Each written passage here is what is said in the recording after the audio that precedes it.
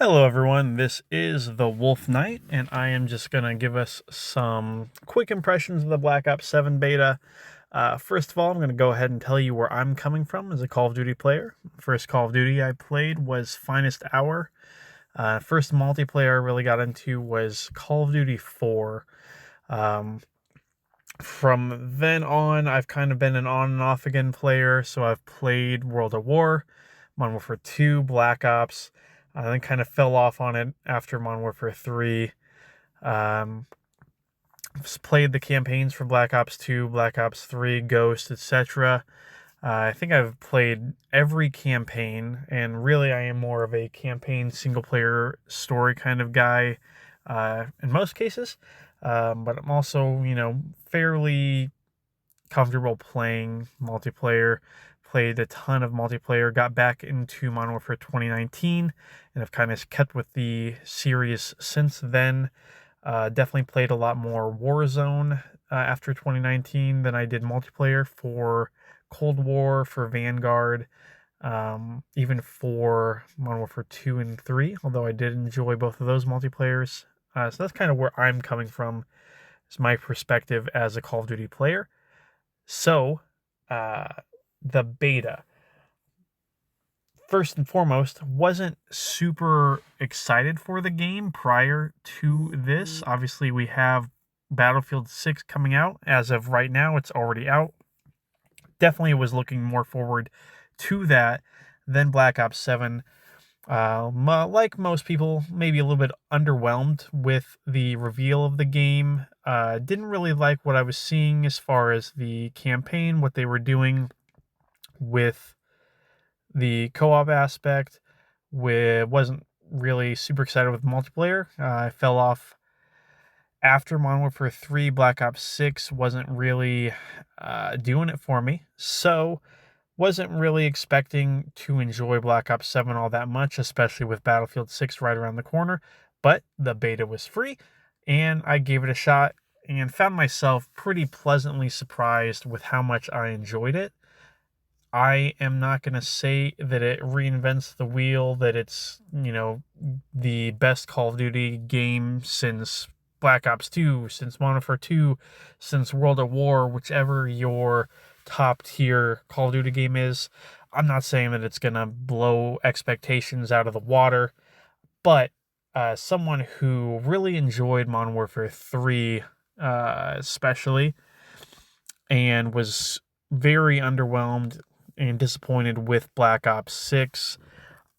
I came to Black Ops 7 really enjoying my time with the beta.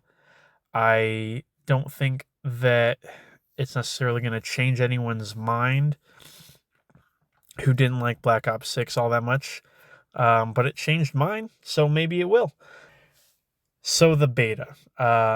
One thing that I think we can agree on in terms of what we saw with the beta um,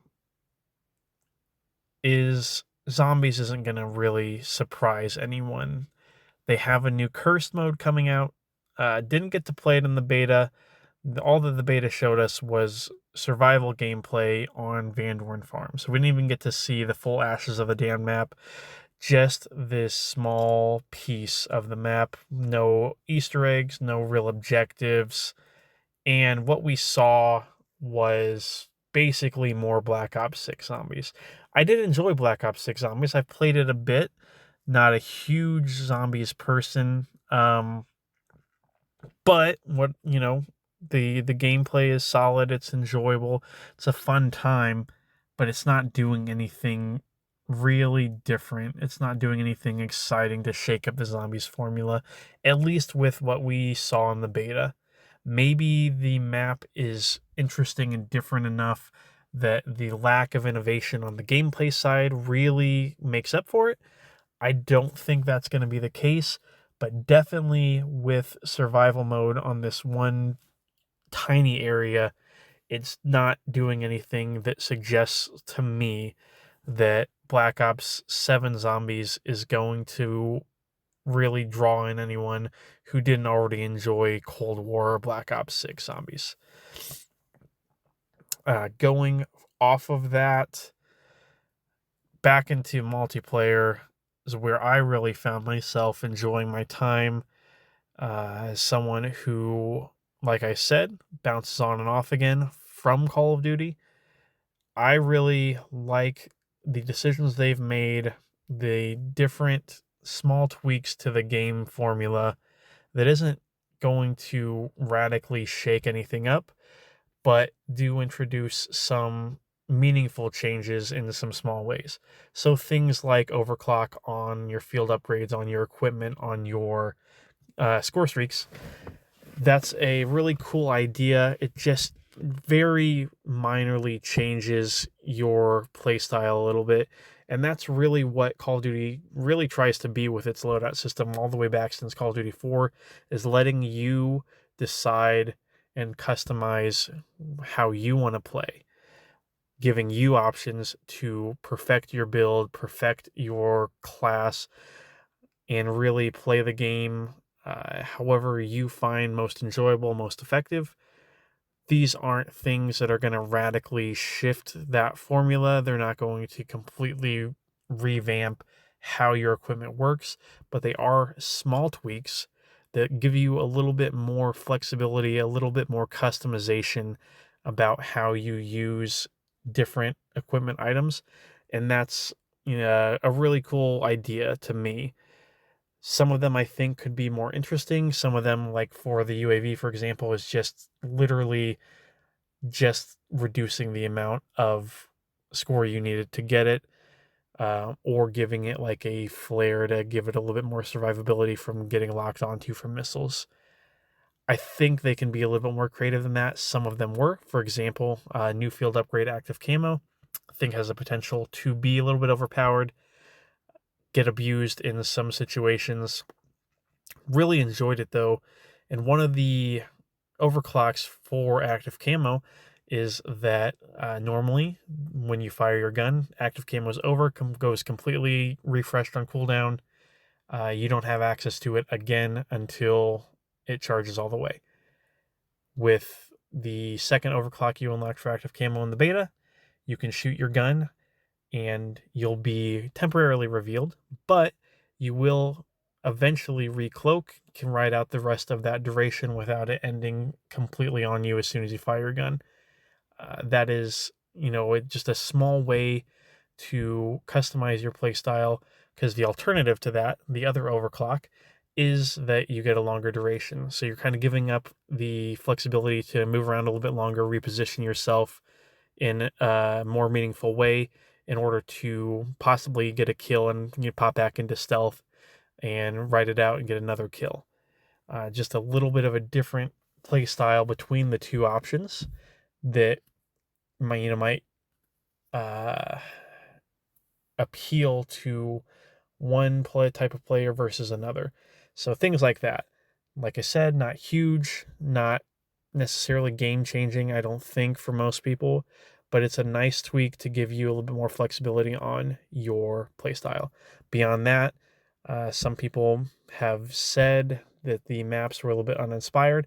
I do think they played a little bit safe. They're not super interesting. They're not what they're not going to be anything different from what you're expecting. There's a little bit of a Black Ops aesthetic to them, but the Treyarch 3-lane design is here. They're competently designed. They flow fairly well. They use verticality in some interesting ways, using the new wall jump mechanic, which I think is a interesting, probably could have done without, but I think is a worthwhile addition to the movement system without getting too far into something like Advanced Warfare, Infinite Warfare, Black Ops 3 and 4 advanced movement that turned a lot of people off.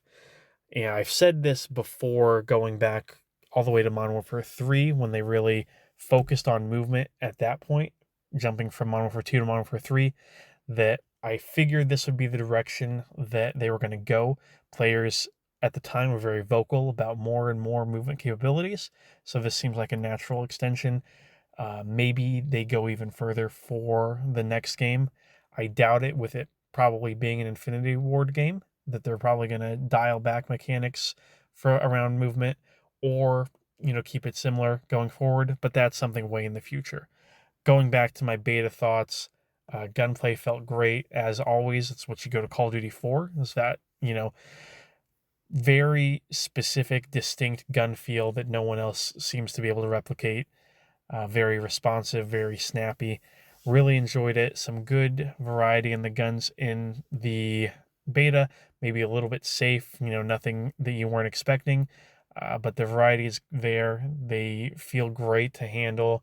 They do a little bit of some interesting ideas with like the shotgun that charges to give you a little bit more range on it. Reduces the spread a little bit. The sniper comes standard with a adjustable zoom. So they are trying to do some new things that are kind of outside of the standard for these games. Nothing that's going to like blow anyone out of the water, but I enjoy the Black Ops, near future aesthetic. I always liked that about Black Ops 2. There's a really great setting. Glad to see them going back to it. I think it works really well for multiplayer. It gives them the option to create some score streaks, some field upgrades that make sense for this setting, that are a little bit beyond the modern technology without getting too crazy. So things like active camo probably pushes that further than it should, but I think still fit within this realm of possibility that they've established with Black Ops.